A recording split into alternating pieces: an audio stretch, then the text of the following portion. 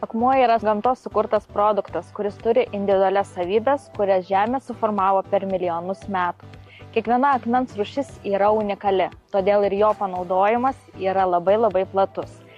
Akmenys ne tik gali papuošti jūsų kiemą, bet ir būti puikiai komponuojami vidaus interjere.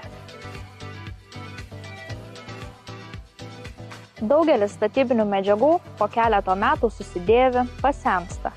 Tačiau natūralus akmuo priešingai įgauna gamtos žavesį, kuris nekenkia jo grožiui.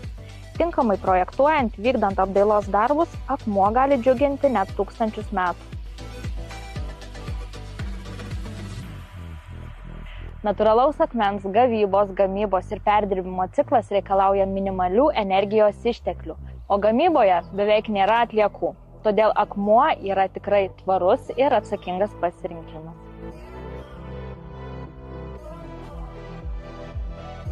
Riedulių panaudojimas kieme labai platus.